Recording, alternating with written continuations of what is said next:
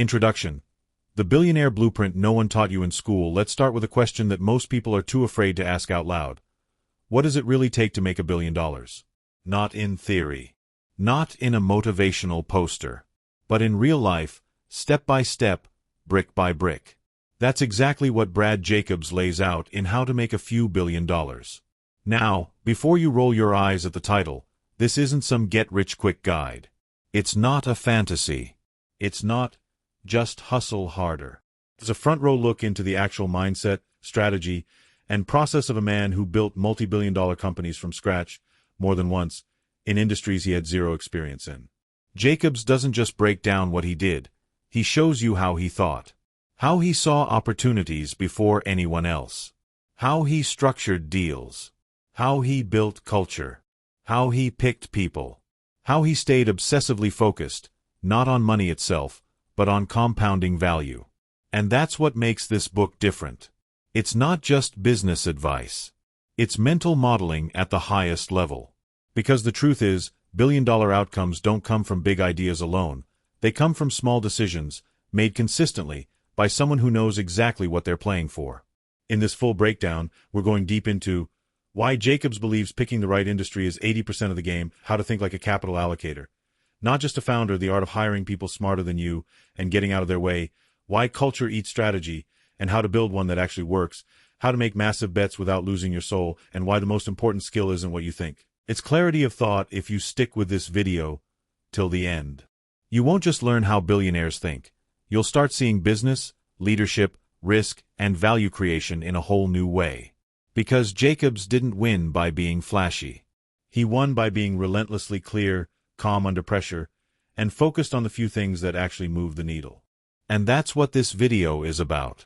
Not hype, not theory. Just real wisdom from real results, delivered in a way you can use right now. Even if your goal isn't billions, but simply building something that matters. Let's get into it. Part 1.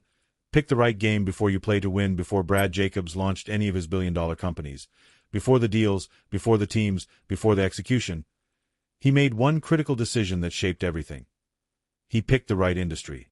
That sounds almost too simple. But it's not. Because Jacobs understood what most founders and entrepreneurs completely miss. The game you choose to play often matters more than how well you play it. He wasn't chasing random ideas. He wasn't seduced by trends.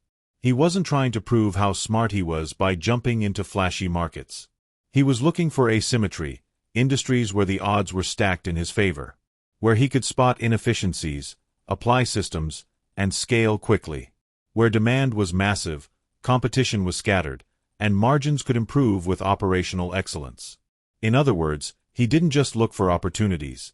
He looked for undervalued ecosystems.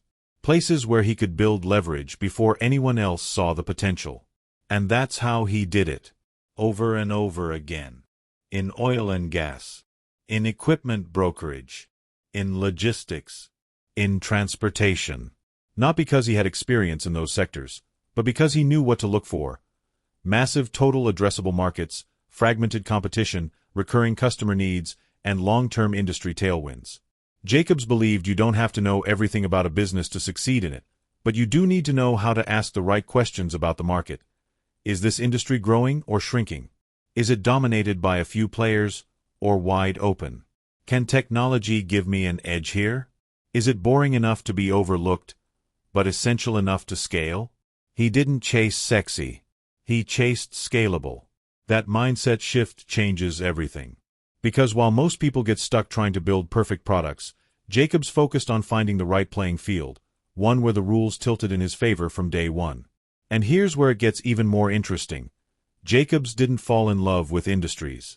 He fell in love with systems, with structure, with opportunity density. Once he found an industry that matched his criteria, he'd go deep, learning fast, hiring experts, identifying what was broken, and then building a machine that could scale predictably. He says it plainly, you can be the best operator in the world, but if you're in a bad industry, you're going to struggle. Pick a great industry, and it forgives a lot of mistakes. So what does this mean for you? Before you obsess over your business model, obsess over your market.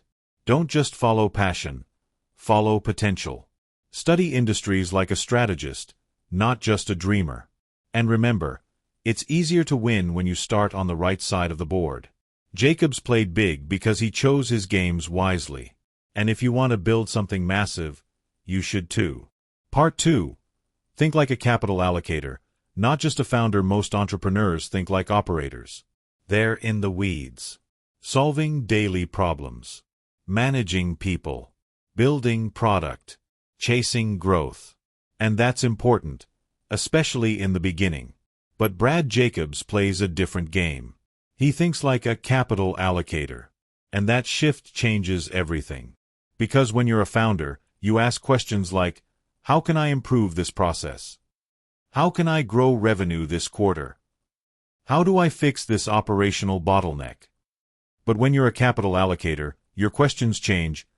Where is the best place to put resources right now? Which move will create the highest return on effort and capital? What bets deserve more fuel, and which ones should I kill? Jacobs saw his companies not as a product or service, but as vehicles for capital growth. He wasn't just trying to build something functional. He was architecting compounding value. This meant he made every decision through a simple lens. Does this increase the long-term value of the company faster than anything else I could do with the same capital? That included money, yes, but also time, talent, focus, relationships. He treated attention like capital. He treated hiring like capital. He treated everything as an allocation decision. And the result? He was able to grow at insane speed, not through chaos, but through precision. He bought companies not to chase scale blindly, but because he had a clear thesis. This acquisition would unlock strategic value, improve margins, accelerate market share, or expand capabilities in a way that organic growth couldn't match. That's the allocator mindset. Jacobs also avoided the trap of falling in love with his own ideas. He wasn't precious about plans. He wasn't sentimental. If something wasn't producing returns, he cut it fast. Because the game wasn't about ego. It was about compound returns, in capital, in culture, in execution. He approached growth like a portfolio, always optimizing, rebalancing, and adjusting for the future. He thought in decades, not quarters. In systems, not silos. And here's the key. He built teams that could run operations so he could keep allocating. That's a massive shift. Because most founders get stuck inside their business. They are the business. But Jacobs built himself out, not because he didn't care, but because he understood his highest leverage was not in doing everything, but in placing the right bets at the right time with the right people. And that kind of thinking. That's not just how billion-dollar companies are built. That's how they compound. So if you're building something, or even just planning to, ask yourself, am I thinking like an operator or an allocator? Where am I placing my capital, and is it working as hard as it could? What if I treated my time, attention, and team as investments, not just resources? Because if you want billion-dollar outcomes, you need billion-dollar questions. And Jacobs would tell you, that starts by thinking less like a founder and more like a fund. Part 4. Culture is a system, not a slogan. Most companies treat culture like decoration. They write it on walls, put it in slide decks, maybe mention it in interviews, and then go back to doing things the old way. But Brad Jacobs? He treats culture like a living operating system. Something that runs in the background, touching everything. How people behave, how decisions are made, how trust is built, how fast the company grows. And if it's broken, nothing works right.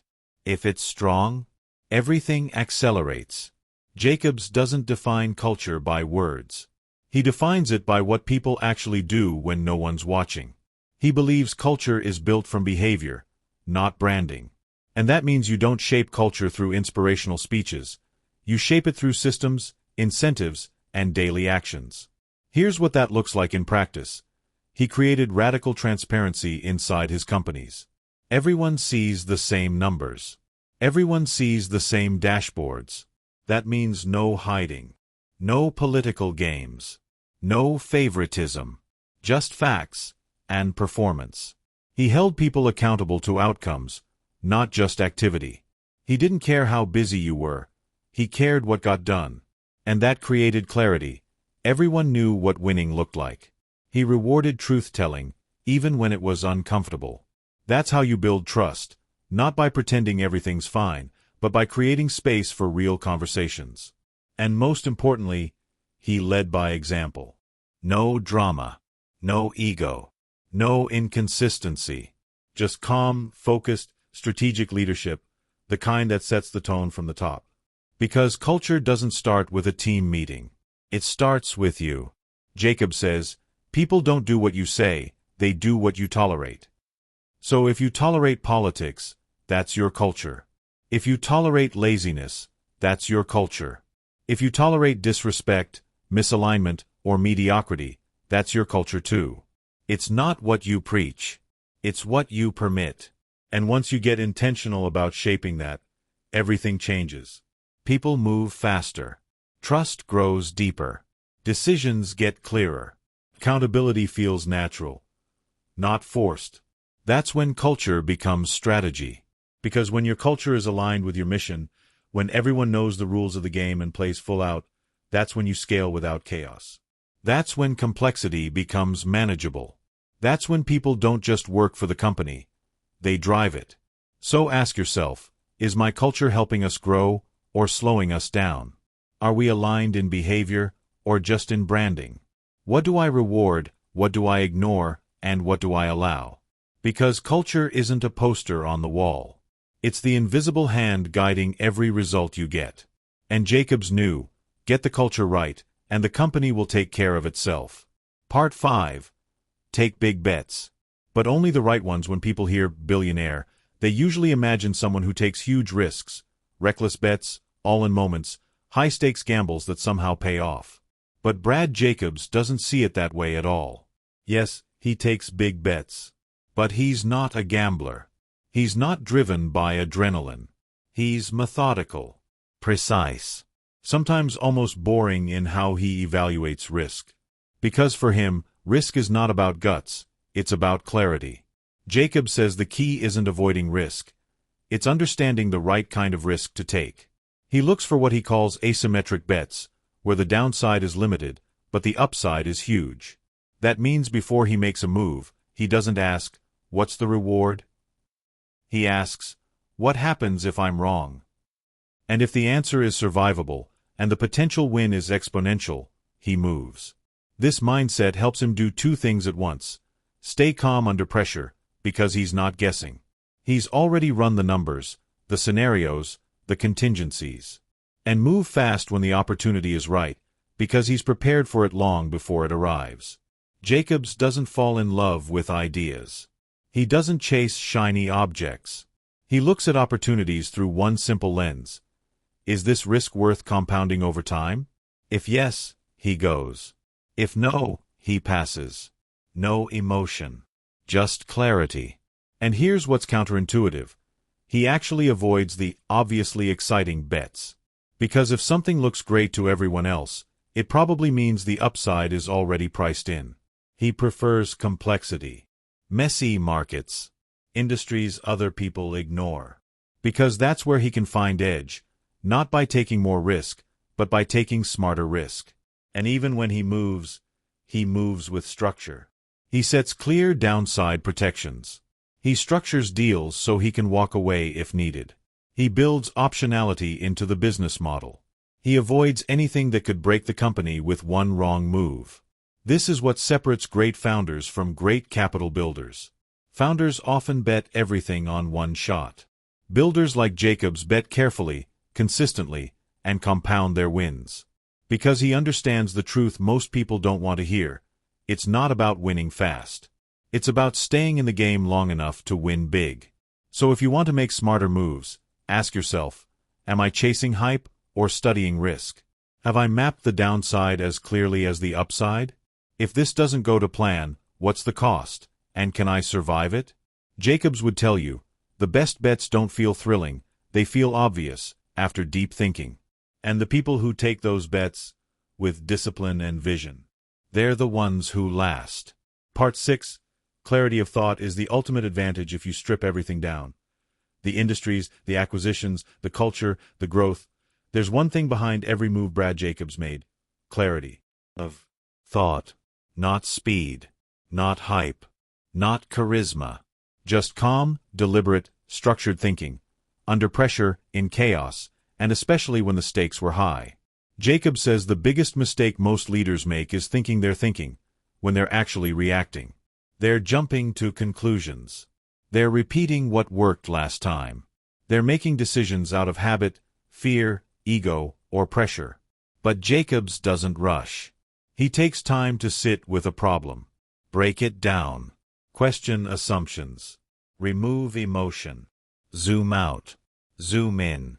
Test ideas. Challenge himself. He literally schedules time to just think. No meetings. No noise. No distractions. Just space to work through the decisions that really matter. And it's in that space that the real leverage shows up. Because when you think clearly, you can make better hires, structure cleaner deals, spot bad ideas before they spread, allocate capital with precision, communicate in a way that brings people together instead of confusing them. Most people are addicted to motion. They confuse activity with progress. But Jacob says, speed without clarity is chaos. That's why he doesn't chase growth blindly. He steps back. He asks, what's the real problem here? He challenges his team to explain their reasoning. And if the logic isn't tight, he sends them back. This isn't about being controlling. It's about building a thinking culture, one where clarity is a requirement, not a bonus. Because when you create that standard, everything improves. People come more prepared. Meetings get shorter. Execution gets sharper. Results get cleaner. And in a world full of complexity, that's your edge. Jacobs isn't louder than his competitors. He's just less confused. And that alone gives him an unfair advantage. So if you're building something or leading a team, here's your challenge. Make time to think. Slow down when the pressure speeds up. Don't just ask, what should we do? Ask, what are we assuming, and is it true? Demand clarity, in writing, in speech, in plans. And above all, never mistake motion for strategy. Because Jacobs would tell you, the clearer you think, the fewer mistakes you make. And the fewer mistakes you make, the faster you compound. Part 7. Play the long game. Build what outlives you. For someone who's built multiple billion-dollar businesses, you might expect Brad Jacobs to talk a lot about wealth.